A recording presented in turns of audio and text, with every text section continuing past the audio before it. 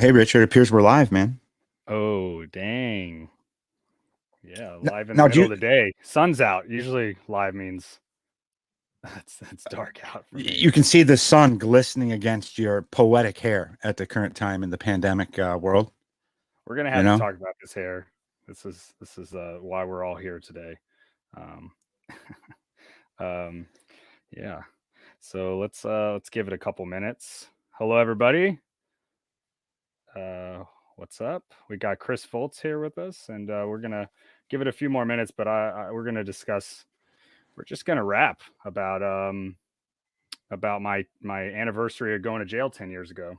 I think it's gonna be good. I did this last year by myself as the first time I had talked about this subject really in public, and it felt awesome. It was really good. I mean, it was the beginning of the pandemic last year, and I was feeling a lot of things that we all were, but it was kind of a moment of triumph, I guess, for me. It felt good to get that off my chest because in this 10-year period, I definitely kept it to myself. I like definitely was insecure about it. I think the trauma that you experience in being incarcerated, it's not doesn't make it easy to just open up to anybody, especially in a setting where you think somebody you work with or somebody you might work with might be there. And I'm sure you know about that, Chris. I remember you sent me an email, Rich. I don't know if it was in maybe a town hall or some meeting like this where maybe a meeting I touched upon the fact that I had, this history, or maybe you watched a video or something. And I remember you sent me an email. It's like, listen, I've got some, history of going through incarceration, drug related stuff. So I don't know if you remembered that you sent me that email a long time ago. Might have been the Uh, first email. I don't remember the email, but I'm gonna have to pull it up. Yeah, But first of let's what, 3 million that I've received from you Yeah, since then, yeah, right? I'm an email master. It's a little bit of a session, but yeah, thanks for joining us today, everybody. And I am joined today to discuss this topic of kind of getting incarcerated, going to jail, what that's been like for me. And I'm joined by Chris Foltz today, Christopher Foltz, with Sensi Media Group. We work together to kick ass with that organization, but we've become fast friends. I think we've known each other about almost a year, probably. I remember the Uh, first time we were in a physical proximity to each other, you ignored me, but I let it go. I'm here. I'm I was, here today. I was probably very busy with You were getting breakfast, but you were just on the cool. You guys had cool hat. You were in the cool hat section of the room, and I just simply wasn't. oh man, you got cool hats all the time, bro. But maybe it would make sense for you to kind of let folks know why maybe I have you here to talk to me about this. I You think know, I think it would be cool. I think it's awesome. First of all, Richard, I've known you for quite a while now, and I've got to to learn a lot about you. And I remember you shared this video with me of which now I understand is last year's anniversary. And I just thought it was so amazing that you're out here sharing, but then to understand that you hadn't talked so much about uh, the the entire period of time, the recovery in your life, and everything. I found that very, very unique. And why? I mean, most people don't. A lot of people put these things away, hide them in a closet or something like that. But knowing you and knowing your personality and knowing how much you care about people, right, and give people a chance and opportunity to learn from you is prolific. And I remember right then and there, I'm like, man, I've spent the last decade of my life talking about my stuff so much that I forgot that Mm. maybe that's an anomaly, right? And It and was. and You actually inspired me a lot, man. You have well, inspired me more than anybody I've ever met to talk about this. Well, So I really appreciate that, but the inspiration is certainly bi-directional. I get to work with Richard on a daily basis. I'm vice president of Global Reach. Richard's the director of Global Reach, actually my old role, and it's one of those things where you meet a lot of people in your life, and there's probably two people that were direct colleagues in this space in my life. One of them, Tony, who when I'm talking to Richard, I refer to as the Richard of Chicago, and when I'm talking to Tony, I refer to Richard as mhm, the Tony of Boston. And mhm. and you have a prolific impact in my life, and it's mainly because this depth of Thanks. knowledge that you have coming from reacting to failure. And I wanted to jump on today and be part of this conversation with you because my life and who I am today, the reason why I even get the opportunity to work with you is all based on reactions to failure, sharing my story because I never forget where I came from, right? I never forget what I put people through. And there's not that many people Right. that are like you on this Neither. planet, right? So you sharing what makes you tick, game changer. So I'm so happy to be here with you today, man. I want to know more about why you haven't shared it, and also your story a little bit here. Right. Yeah. Yeah, absolutely. I mean, the why I don't talk about this or haven't talked about this up to this point much.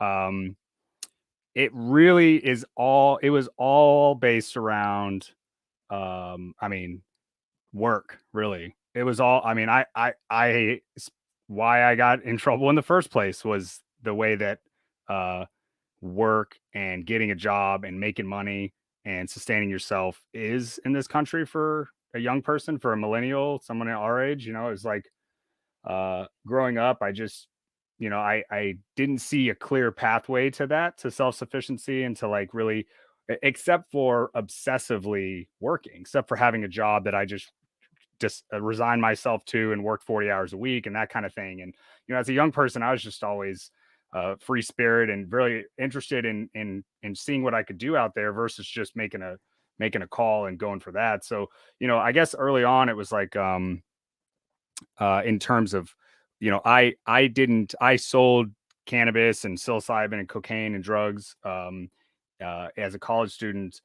in part because like I had a really high rent that I needed to pay because my parents were paying everything they had to put me through college. But I was really hooked on, the lifestyle of, smoking weed all the time, drinking all the time, partying, being with people, learning, having fun, I mean, all these positive things that I think do come from a life of freedom. And I was hooked on that, and I didn't know how to pay my bills, pay for what I needed to pay, go to school, and do all these things that I wanted to do, all these places, to explore. I really couldn't without figuring out some way to hustle. Ultimately, that word's important. I think a lot of people in this country hustle still to this day, and have hustled and will continue I to. just found out it's not a bad word, Richard. I mean, No, it was Jamie Cooper in our office. She said, look it up in the dictionary. I've always thought it's something bad, like you selling drugs on the corner. It's kind of like a drive, a unique yeah, drive inside, right? it's not just drugs. Now, if you are selling drugs in America up to this point, you're probably hustling. Probably And so, right? yeah, you Smart. are hustling, I suppose. Yeah. And the only reason it's like so bad is because of these laws, is because of the criminality of it. I mean, that's not the only reason, but that's like, we can go into that. There's so much about the criminality of it that has perpetuated it being a horrible thing.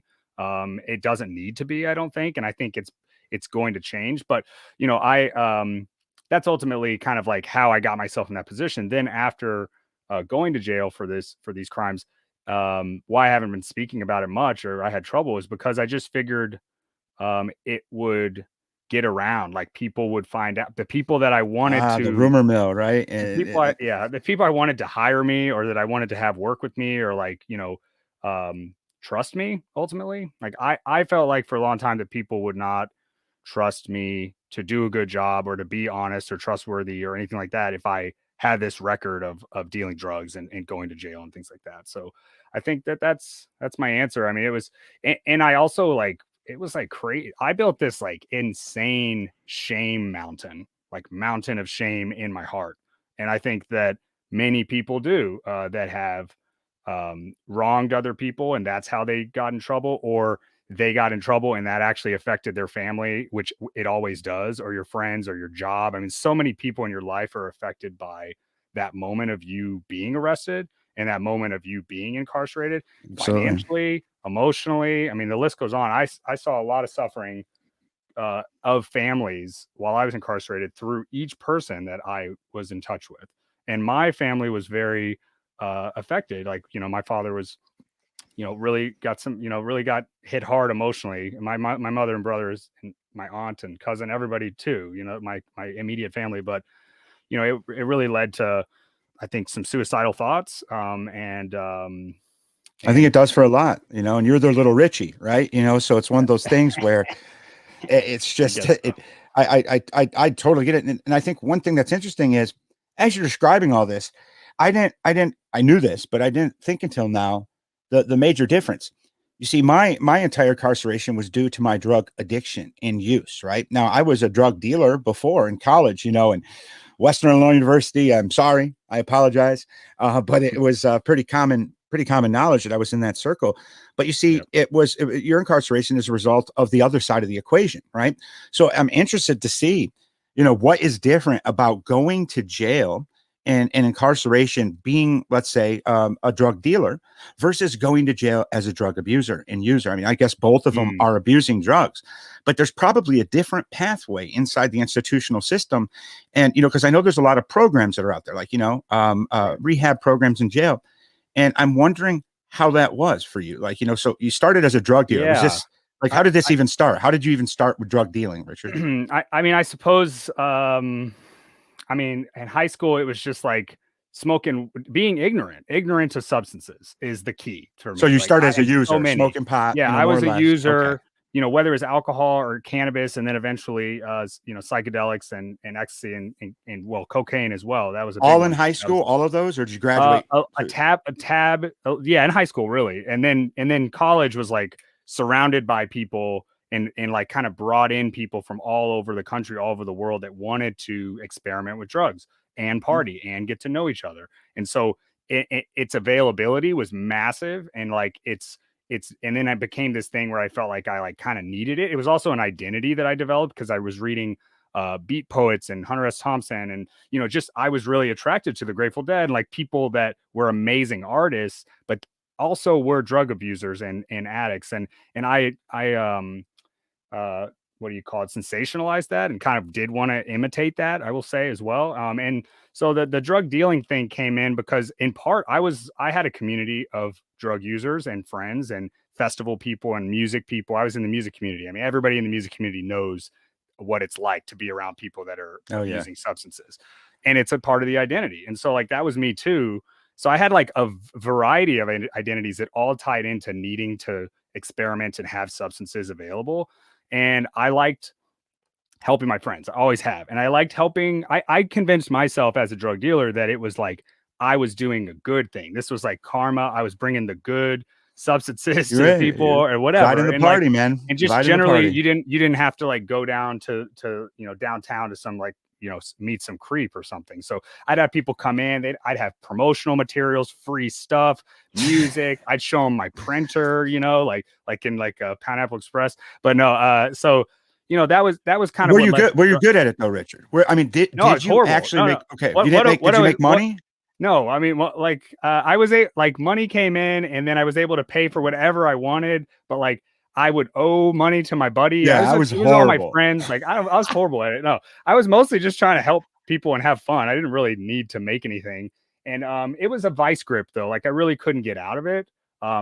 The lifestyle was way too easy. Like how was I going to switch into working a job and making that money? It sounded It's crazy. difficult. So to answer your question though, like I was rehabbing while incarcerated for that, but really what led to it was getting real. After I got arrested, I had a year of bail, and I got real with myself through a Wow. drug counselor about every substance I'd ever put in my body. I learned about how it worked in my brain, which is a huge part of this thing. I think once you really get down to the like semantics and the mechanics of substance use and how it affects our mind, and then how that affects our decisions in our life, then you can start to kind of decide, I So don't you're not want to do sentenced this. yet at this point, right? You're out No, on I'm not. bail. You're awaiting trial, and you're. Why are you? It's interesting, right? Because you're talking about this pre-trial period of time, right? Most That whole people year dip is out. pretty crazy. Oh, years. I can't even imagine. I, My I would best have already friends done and more my crimes. family saved my ass. They raised like over 10 grand in a night from a concert, pretty much. Like everybody went to a party that Wow. night and like got me bailed out immediately, which was very important.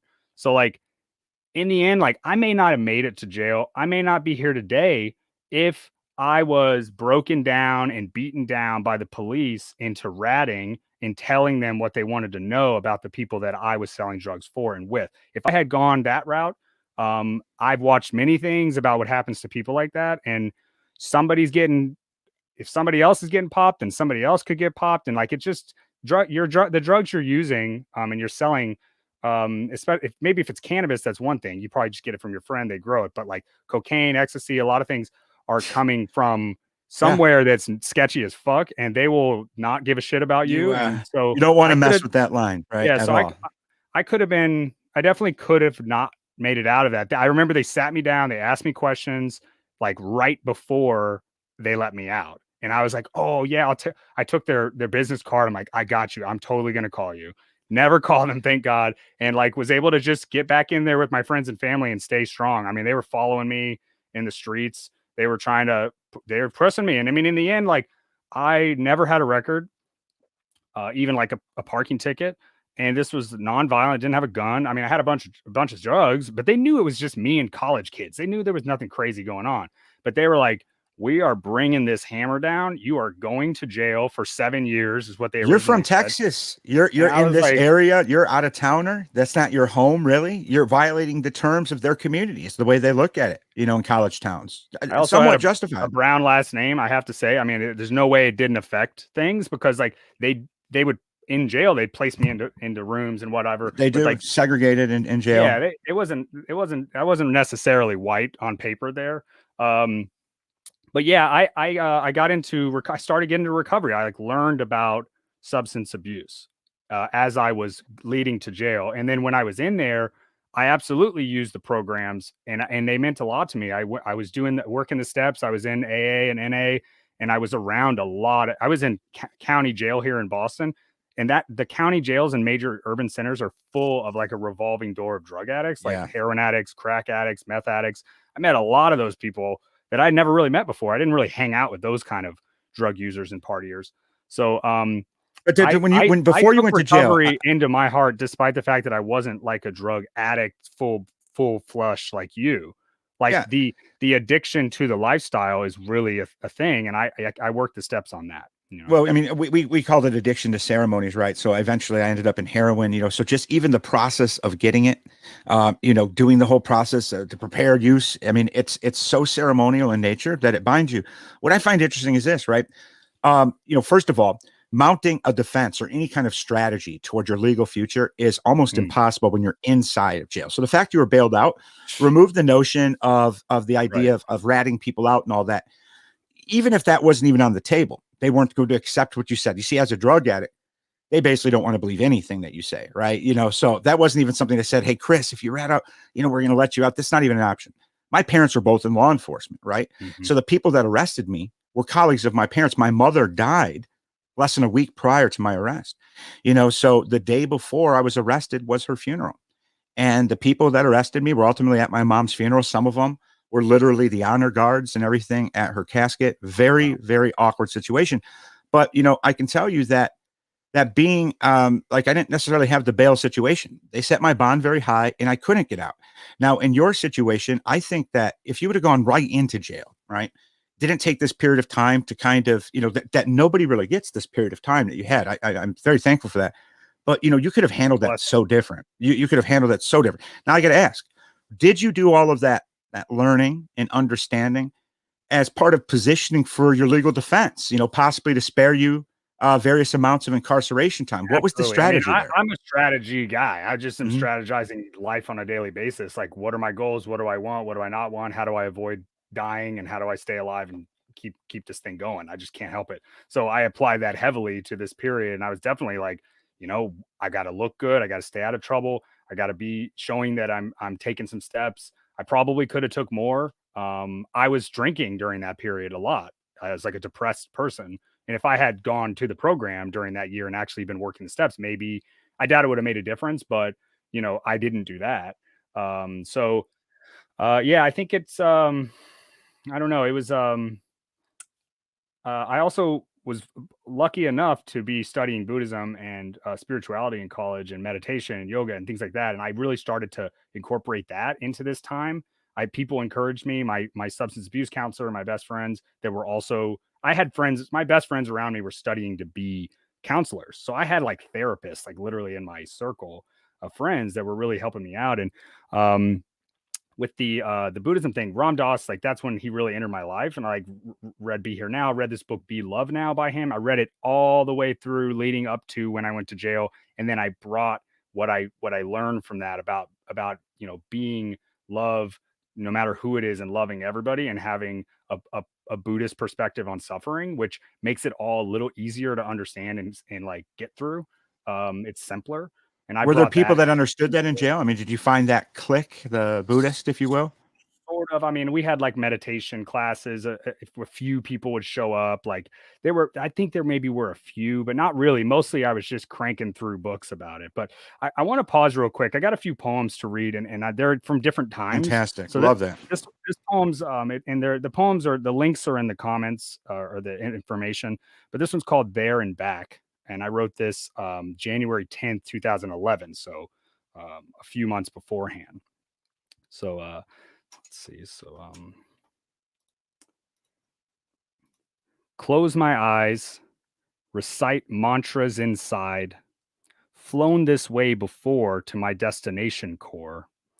Home on the range. I know it's morphed and changed, but we must make the most of it. That's no secret.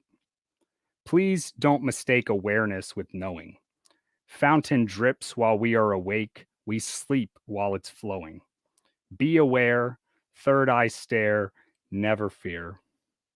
We all yearn for honesty, and honestly, what is that for me? Demons inside and out.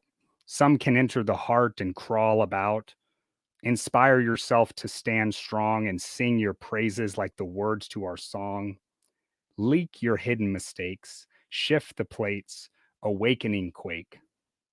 Please don't mistake awareness with knowing. Sky flurries while we are awake. We sleep while it's snowing. Be aware, third eye stare, conquer fear. A week in Midtown, 2 parts grins, 2 parts frowns, the flash of siren, the boom of lights, skyscraper nights. Always hard as hell to decide what thoughts to reveal and which to hide.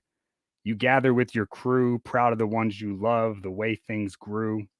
So long to the decade, so long to the hustle, so long Arlington, so long New York, so long global cover ups, so long personal dishonesty, so long capitalist castles, so long pipe dreams, so long friends, so long enemies, so long schedule life, so long juggling act. It won't be long before I'm there and back. It won't be long before I'm there and back. I don't really remember a whole lot of these I mean, writing that's them, but just, I don't even know was just how like, you do it. Like how you write I that. think the how, I mean, I'm trying to get back into it. I'm trying to like be more flowing with it because it's definitely been up and down since this period. But back then it was like I didn't have much. Like I just had been writing for years. A lot of why I dealt drugs and why I went to parties and went to music festivals and did my whole thing is because I was like, fuck this. I'm a beat poet. I'm writing poetry. That's my job. That's what I'm supposed to be doing in this society because poets are like to me were really important and people, you don't get paid for that, which sucks, like a lot of art. So, for me, it was like I just did poetry whenever I felt things, and that's how I processed everything. And it was no different here. Definitely was processing um this period throughout it with poems. And that's I got this Did, thing. did you share it in jail? Oh my goodness. Got that thing. Those What are is that? these are poems I wrote in jail. Goodness. It's heavy as fuck. Is that a weapon? I mean, how did you put all that out in a pillowcase? How did you even transport? Yeah, that's a good question. So like I would write poems I wrote everything on paper all the time. And then I was sending, I got so many letters. I had this fucking club of friends and family that would write me letters all the time, send me books, send me magazines. I literally couldn't read. I did read everything people sent me. So I literally had work to do every day in jail. Like I had to read the books people sent me. I had to read the letters and I had to write the letters back. It was constant. I Did you went to feel class. responsible to the people? Like, I felt, that's fuck yeah, I interesting. felt responsible. Like I wasn't going to leave huge. them That's hanging. huge. I wrote every letter back to every person that wrote me, and I, thanked them for what they sent me. And what I would send them is poems and quotes on the letters. And then I was able to teach GED and teach people in jail, basic stuff. And there were computers. And the teacher, Diana, was amazing. This lady, she must have been 70 something at the time, and she had been in that jail for decades teaching, doing her best to teach fucking kids and crazy guys, how to get their education. And she changed my life. She was like an angel. It was amazing. She just let us go in there and I could type things up. I could type all kinds of poems up and she would print them out. So eventually I started getting printed out poems that I would be able to put in my letters. And with my pops, with my dad, I would send him manila folders. So they also let me send manila folders. So I would send him like all my notes. So literally I have every note that I ever took, which I never stopped taking notes in jail. They're just huge sheets. I'd send like I just spent, luckily I had a lot of money, a good amount of money, because everybody was sending me money. So I was able to send all my notes back to my dad, and I have like boxes full of all my jail notes and everything I ever wrote pretty much. I mean, So but pretty awesome. that's unbelievable. Like, Yeah, not I don't only think anybody's ever done it like that. no, I Really. mean, when I was in jail, literally my entire house that I lived in, my mother's house growing up, and it was all literally thrown into dumpsters, and the house was foreclosed upon, and I came out homeless, straight up. The That's how only, it goes most yeah, of the time. right. And I just, you don't think about that, right? Like, I don't know if the thought was that, hey, once I get out, somebody hands me like some gate money, even though I've only been in jail for 4 years, or 4 months rather, 4 months rather. But I mean, I came out with nothing. But then, I wish, I got close to finishing a book in jail. I really did, a Tony Robbins book, and also the Chuck Colson book about Watergate and his involvement with Richard Nixon. That's what I got into. But, I didn't take any notes. I didn't write anything down. And gosh, what a shame. Well, we've been talking about this, and like for those, Chris, you're just for certifiable polymath, like accomplished in so many ways, and just capable of taking in information unlike anyone I've ever known. And yet, strangely enough, you don't read books, and I'm the opposite. I read like crazy, and so like we're gonna get some book reading into your life, I think, hopefully. But yeah, I'm prepared. I actually have a I'll pull it up, but I have a list on my blog, ranchsauce.wordpress.com. I have a list of the books I read, because I took that down too. So I read 70 books, I think. And Do I you ever wrote think about 70 publishing all poems, this? I think. 70 Yeah, well, poems. that's 70. Wow. I mean, 20 months. I don't think I've even I mean, read 70 poems in my life, right? Like, all my classes, everything. I don't think I have. Right. That's just, but you see, like, what I would say, who would be the demographic that you're speaking to the most in this? In my poems? In your works, in what you compiled throughout your time incarcerated? Um, Are you talking to let's see. yourself? Are you talking to, I'm talking to my family. I'm talking to myself. I'm talking to women that I've never met. I had no I didn't have a girlfriend. So I had no romantic kind of ties really. I was just kind of like musing on feelings I had had, and maybe that I thought I wanted to have. I mean, I was a lot of it was Buddhism. A lot of it was like spiritual. And I went in there with the gonzo mentality. I'm like, I also wrote a book. So I have the book of poems, 70 poems. I have all the notes. I have a book of quotes, like literally so many quotes, and they're organized into different types of quotes. from So the who? book From things you pulled out of the from readings? every book and magazine and radio show that I ever listened to for 20 months. And then on top of that, I wrote a journal. So I like literally journaled the entire 20 months. And I have that in manila folders. That's Are we really what talking needs to get about published. like things that are Like a happening whole, inside the jail? oh Like, yeah, things a and fight everything between that's John and happening. Jim? Sure, Wow. yeah, everything that's happening, and like I'm doing it through like a gonzo lens, um, to try to with the intention of like explaining what the fuck this is like, because I knew before I went in there it was fucked up, and then immediately when I got there I'm like, this needs to be spoken about. So But you yeah. see, what I find interesting about this is people like you.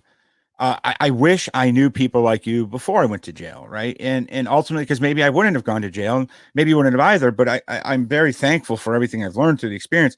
But you basically tell a story through four different lenses, right? So whether somebody takes it in through poetry, or takes it in through quotes, or takes it in through journaling, or takes it through the oration aspect of it, they're able to kind of hear the different story. And I think that that's very prudent, because, and I don't mean anything negative by this, but normally you only see that kind of stuff coming out of the serial killers that end up publishing their book of drawings that they put out, Right. I think you we need know. more work from the inside Yeah, it's that powerful. explains to people what people are going through, that isn't like written by some, maniacal, like crazy person, like egotistical person that's trying to, because I don't want to, I don't really want to give that lip service. I don't want to really read from that type of person personally. I'm sure so many don't as well. Yeah. are your quotes and everything, when you put that together, like, you're journaling obviously, but imagine how powerful it is. Like, you rate, some people like to read a journal, some people like to read a book, some people like to read poems, but if they all align to certain dates, and the way that I wanted to take in the Richard Guerra story that day was just by reading whatever quotes kind of motivated you that day from things you read. That's hyper powerful because it's taking a story that's already complicated enough. I mean, we all think movies like Get Hard, like let's prepare somebody for prison, like it's not what people think, right? What would you say? What are a couple of like tips? Like what worked? What did you have anybody tell you what to do before you went in No, there? And no. I had a couple tips. I'll tell you what they are, but what tips do you have now if somebody's got a friend or a family member? Because that's the thing. It may not be you, but somebody is getting locked up at some point. And are you going to be ready to deal with that emotionally, or are you going to be ready to help that person out? I look at it like this, right? Make sure that you're honest with your mental health, right? When you go in, one of the first things that happens whenever you get jailed or moved from one institution to another is, they're going to ask you things like, are you depressed? Are you suicidal? Anything of this nature. Now, some people think that, when they get arrested, well, I'm going to say I'm suicidal. Maybe I'll get, an easy treatment or better blankets or something like this. I can tell you exactly what will happen. They're going to take you and they're going to put you in the suicide wing. They're going to take all of your segregated wing. That's usually meant for monitoring. Different from the, what you would consider to be when you get in disciplinary problems. But I would also argue it's somewhat worse, because where I was at, they take all of your clothes, you wear this garment that's unrippable, so you can't hang yourself or something of this nature. Sure. No communication. You could get the phone. You're let out to take a shower for 1 hour. I mean, if you weren't suicidal before that and you were joking about it, you certainly deserved the feelings of suicide that you'll have for lying about something, because there are plenty of people out there that actually are facing real mental health, despair, everything of this nature. Mm-hmm. And no matter which way you look at it, you're taking a seat or a cell space away from somebody because you're playing games thinking that you're going to get treated differently. So that's something I learned. I was arrested, basically around three times in a small window, all for drug related, all of them were basically drug related theft, petty theft related things. I was smart. So I'd figure out little hustles. And, but at the end of the day, it was dumb. And, the challenge with this was, though, I was never arrested for something to do with drugs. Now, 100% of it's because of drugs. So that means when I'm in jail, I'm not necessarily on the list for the first people to be into drug rehab program or to be in any of these things. When I get out, I wasn't necessarily eligible for the type of probation that takes things off of your record. But the whole reason I was there is because of drugs.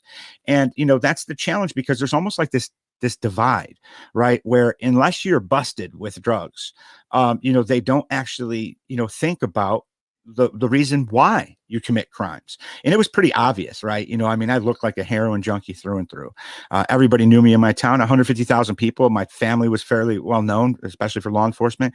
And when I was actually arrested, because my bond was set so high, it should have been $300, I'm out. They set it at $250,000 because the judge knew my family and knew that I would probably die if he didn't basically make it impossible for me to bail out. Now, when your bond's that high, you brought up a point earlier, and the Brown last name, they put you in segregated wings. And when I say segregated, it's generally by race, first and foremost. So I was in the more or less thing is insane. It's ridiculous. I was in the all white, high dollar bail, maximum security wing. Now, what that generally means in a jail or prison environment is the white supremacy type organizations are all in this, because this group can only be amongst other white people. Now, they didn't have a mixed population on policy for somebody with my bond that was so high. So it's not like I could have been in the mixed segregation. The other option that they do is they generally put all black population together, or they divide them by gangs, which means that, on intake, that you generally have a record or something like that associates you with gangs. They'll take pictures of your tattoos and they'll try to put you in an area where you're not going to be directly in a cell with somebody that is probably from the rival gang, because the institutional gangs and institutional segregation, they're hand in hand. So, Sure. It's not like you don't breed the additional challenges when you segregate people in the institutions. But I can also see why just eliminating that segregation would be an immediate problem. Yeah, It would there's be an immediate problem. that's the thing about the criminal justice system, jails, so much of this. It's like we want to see change. We're all about solutions here, and we want to see uh, it be not so destructive for our people. And I mean, it's pretty much like a war that's raging on our people emotionally all the time. The criminal justice system and the drug war. It is the war on ourselves. But there's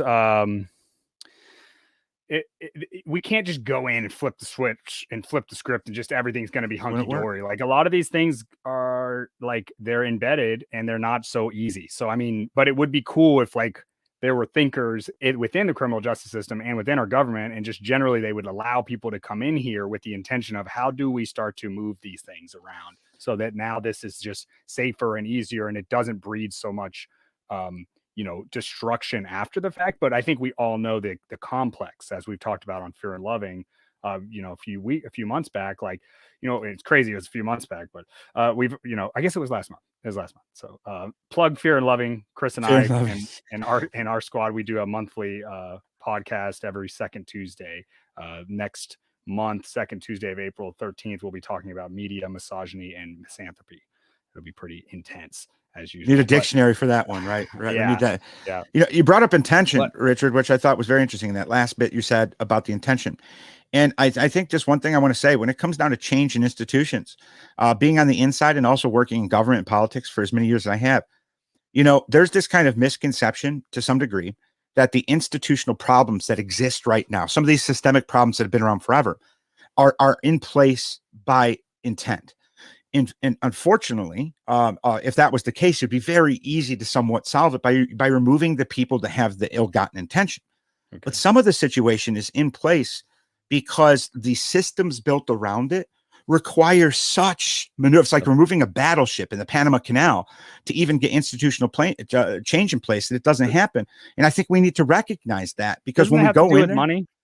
A lot of it has to do with money. The business of like them needing it to be so complex so that it's not so easy for people to get in and out, and it's easy for people to come back. I mean, there's no denying how that works. Right? Here's an example of something that a lot of people don't realize, right? So in Illinois, if let's say you get sentenced to prison for a year, okay, that means whether you're in jail for a period of time or whatever, what that technically means is that when you get sent down to prison, you go to this intake prison first, where they classify you based on, your history and everything, and tell you where you're going to finally go. But that really means in Illinois, you're spending 61 days in prison. Because of some weird calculation, why is it 61 days? Well, because in order for the county who's been holding you incarcerated or handling your court process, in order for them to get reimbursed from the state, in which the state is who they're representing in the charges against you, in order for them to get reimbursed for the incarceration time, they basically have to send a person down to prison to get there. But unfortunately, the judicial system is so crowded that somebody that gets charged for a year for maybe habitual petty theft or shoplifting or something, they go down, spend 61 days, spend the rest of their time on probation, parole in that instance, so the county gets reimbursed. So even all the way down to the county level, when you look at how much time people actually spend inside a jail, in the rehabilitation complex of jail, it's all built around this reimbursement model. And realize that 61 days means a lot. You get the Department of Corrections number in there. You definitely are broken from any possibility of jail. You have the intake into the state system. There's so much drama and additional crime that happens inside the jail system that there's other opportunities besides doing that. Diversion is where it's at, I'm gonna I'll go back to what my original question I think was, like, tips. So like for me, I had a kind of a distant cousin, somebody I didn't know very well, that had been incarcerated, and I spoke to him on the phone a few days before I went away to jail, and he pretty much was like, work out and respect people, like bring respect to your life there. And I did, and I always do. I mean, and I learned how to do it anywhere after being able to do it in there with people that are men who are just struggling through their lifetime, usually of trauma and abuse, and that shame that's just happening every time they get on the phone, and it just all kind of like bleeds out into each other, and like everybody's just hurting everybody, including themselves. And it was just an interesting unlike any experience that you could have. So those are my tips. But Did you have a yard? Did you have like a gym or something? yeah, there were yards. I got to. I mean, I'm gonna hit a poem up real Hit a quick. poem. Hit a poem. Let's do it. So this is another one from before. So we got another before one. This one's called Fall and Rise. Fall and Rise, February 18th, 2011. Walking freely on these streets seems oddly precious for the first time. Typing with cold and bare hands, I think of these lives, then think of mine. How fortunate I have been through it all. But I could use some springtime since I'll be gone. The pavement and snow piles sparkle, but I push the budding trees to hurry. A crowded world, crowded jails, crowded ideas, but there's still so much distance between us. Some prefer to rise while others fall. I wish there was a place for us all. Some never stand up, others are one and done. We will fall and rise until we remain in heaven. The powerful keep stealing under the guise of saviors and governors, but these social networks expand faster than any empire or caucus. Love and creativity treated us as a joke. What is wealth when a world is broke? Some never stand up, others are one and done. We will fall and rise until we remain in heaven. As the eye blinks, the mind travels miles, and yet so many remain stuck still. They shake down our schools and unions as they always have, but the student and worker can no longer pay elitist debts. Type, write, and act more. Think less. Yeah. I mean, that leads to your question earlier. It's like, type, write, and act more. I mean, you gotta. It's like get out there, be proactive, put your life in these thoughts and these words to work. So, It's got to be interesting. Like, do you read these things often? Like, or is it? I mean, that's from 2011. Yeah, and I got a whole other binder full of poems for pre-college. I was doing this shit in high school, pretty much never stopped. So I try to pick them out. I've got some ones that I go to most of the time. I've got a book of poems with my buddy Mike Schick that we put together that needs to get published as well, where I picked out some special ones. And I do spoken word poetry at festivals. I've done it on stage. I'll do it really anywhere. I just kind of am like, hey, you want to hear a poem? And I just like knock it out. I mean, my intention is to make impact, inspire somebody, whether it's to perceive their own life or maybe their boyfriend or maybe their dad or the person they don't know. Like, we just kind of need to like be taking in ideas and getting kind of different perspectives to potentially shift whatever we're doing that's not working. That's kind of my bag. But yeah, so I don't know what Now, did people in jail, I mean, did you read these things? Did you hang out in like a circle like you see in a movie and you're like the person in the middle? We had Dungeons and Dragons. Dungeons and Dragons? In library. Yeah, I ran a Dungeons and Dragons. I was dungeon master there. But you weren't doing your beatnik poetry? No. I found some nerds, and some, maybe white, what is that? White collar crime folks, people that like did read and were intellectual. And like, we would hang out and talk about certain things. And, it was good. I'm just like an empath. Like I got weird powers from, I don't know, my Mexican ancestors that were witches or something, where I can just kind of like, I'm just taking in the energies of humans. So it was really intense for me to be incarcerated, because I'm just like, whether it's the people in the cell with me or the people next door, just surrounding me, above me, below me, I'm like kind of feeling where they're at. And so I think I never, actually I have a quote from Tupac that I want to read that I put up. That's, the reason I could go to jail and come out without a scratch is because I can look directly into my face and find my soul. It's there. It's not sold. I didn't sell it. It's still within me. That's Tupac. But, just that line of like, him describing why he could go in and come out without a scratch. I mean, that's what happened to me. I had a couple of arguments that I quickly diffused. I'm all about diffusing challenge, arguments. And so I didn't have to. On it. Were you like the weird person that's always in the cell writing I stuff? also lucked out, because the other thing I learned is that if I had been from a neighborhood here, like originally, like I came from that neighborhood, that's where my family was, that's where my uncle was, I would have totally been having to get in some sort of a clique, and then they would have put me to work. I would have had to do whatever they want me to do, illegal shit. I probably would have had to get in fights with them. But like, I was Tex. That's what anybody in South Bay Correctional knew me as Tex, because I was from Texas. So Tex, I'm from Texas. I don't know. You don't even look like the Tex from the prison, like, ecosystem. Like, I would be like, I would think of anything, like, you definitely look like the poetry guy though, which is great. You said that your hair right now is reminiscent to the hair that you had while you were in jail. Oh yeah, the hair was fun, and I grew out that thing, and I had it for a long time. I've grown this out. I like to cut it off ceremoniously to kind of move on from that stage in my life. So that happened at some point. But yeah, there were a lot of countries in jail. I'm glad I wasn't country. That would have been a weird nickname. Now, do you still stay in touch with anyone that you were incarcerated with?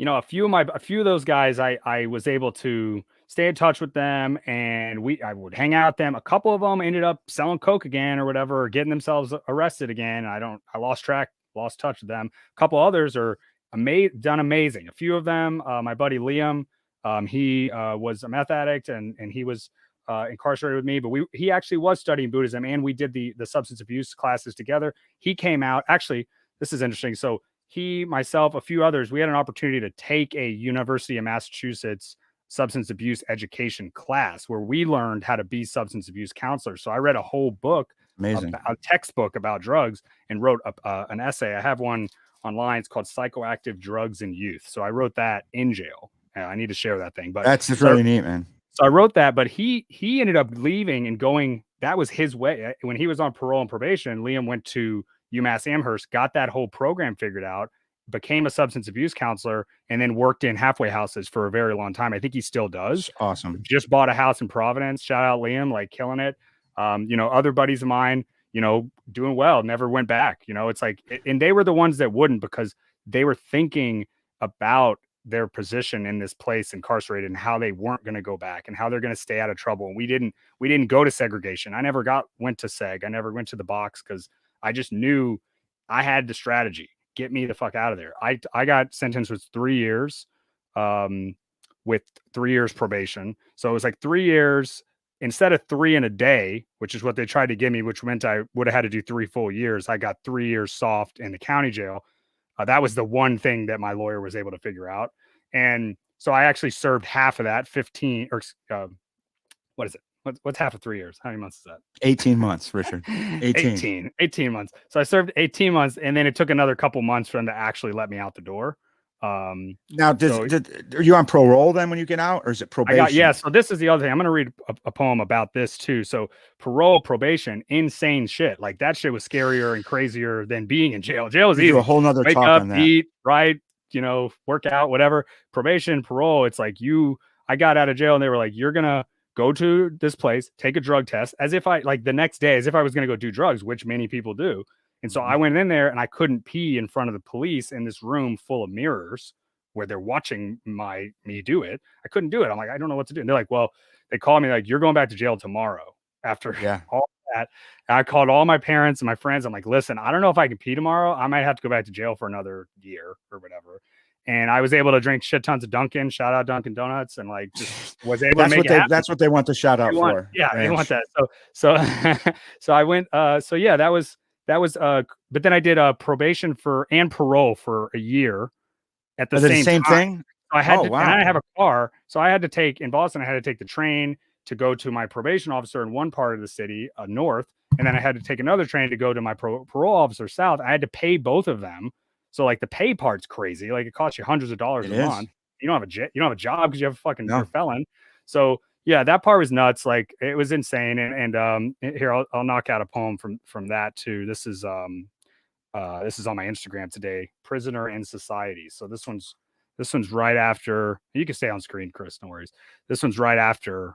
This was in January 19th of 2013. So I got out November of 2012. This is Prisoner in Society. And this isn't even really about me. This is about the people, my peers, like the men that I was in there with that I felt so badly for. Awesome.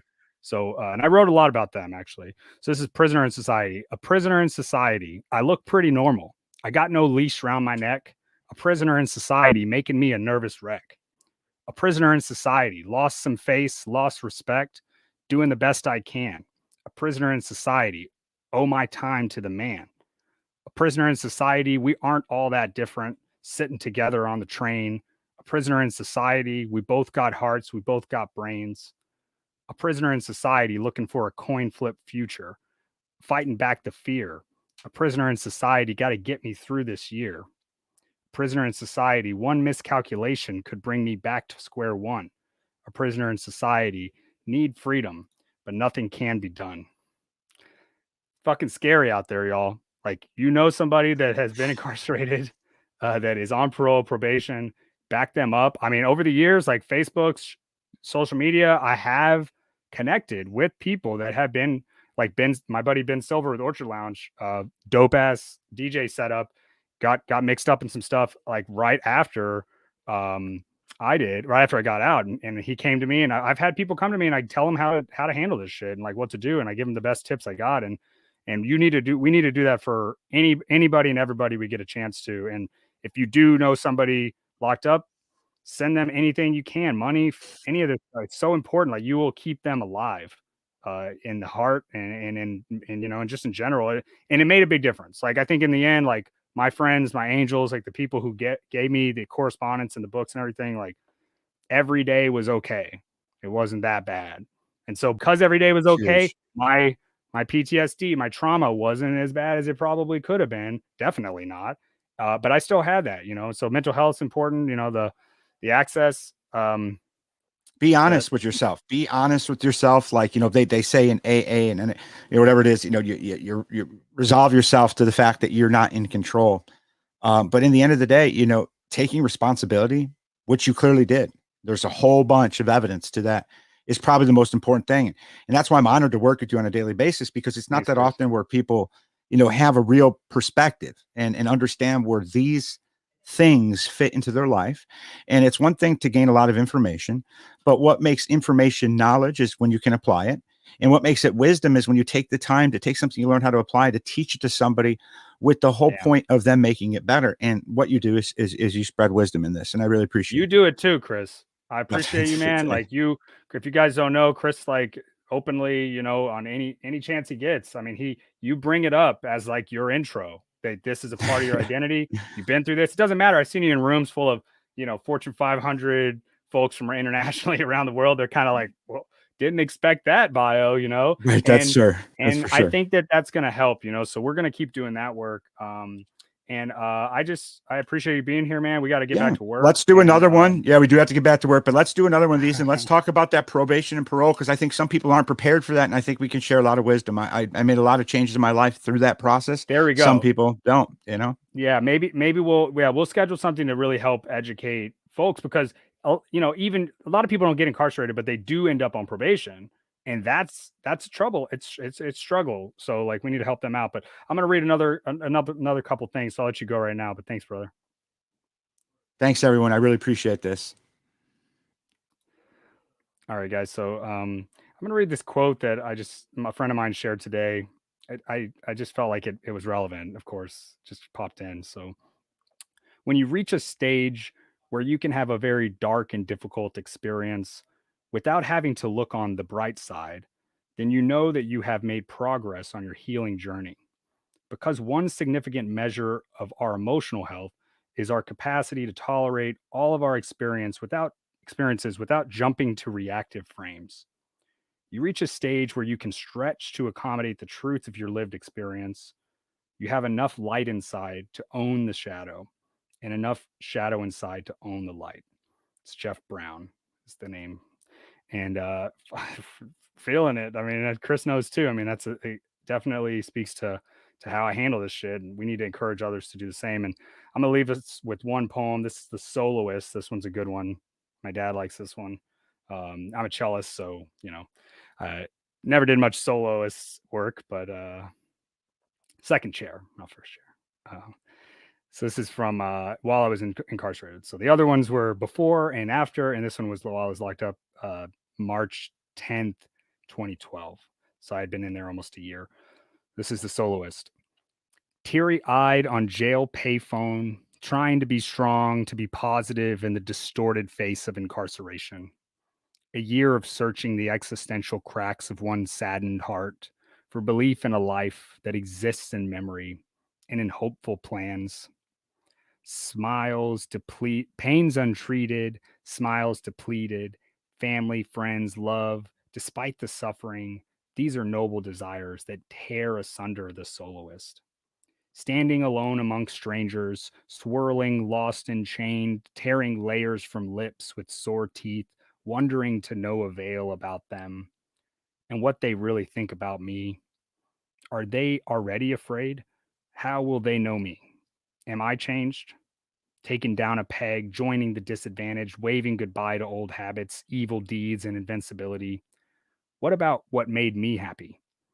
Will I have to wait much longer to know them once again?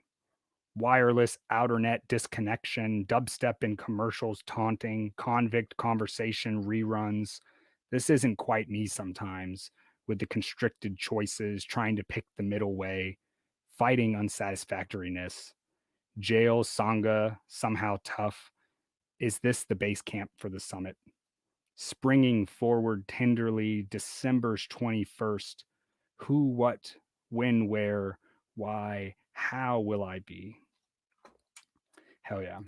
That one made me remember that I was locked up 2012 during that period that everybody was, at Symbiosis and other events and, celebrating the turning of a new age. And I wrote a lot about that. I learned a lot about it. My poem, The Golden Door of the Future, which you can find at ranchsauce.wordpress.com.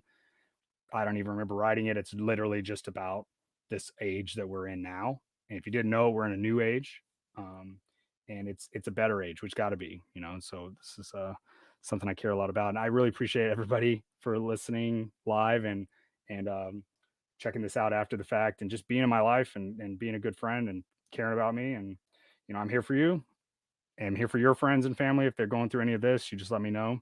I'll do what I can to help. And hopefully we'll see more programs and more organizations and more conversations like this happen to start to change things and turn the tide, because this is a scourge of our world, our society, our generation, really, in America. So we're gonna fight it off. But yeah, check us out, Fear and Loving. Boom. Yep, Fear and Loving. We got a blog coming, and we got the podcast every month. So next month, again, April 13th, the topic's going to be media, misogyny, and misanthropy, to try to make sense of and combat what we're experiencing collectively right now in this country, in regards to these attacks and these mass shootings. So thank you so much. Love you. Aho.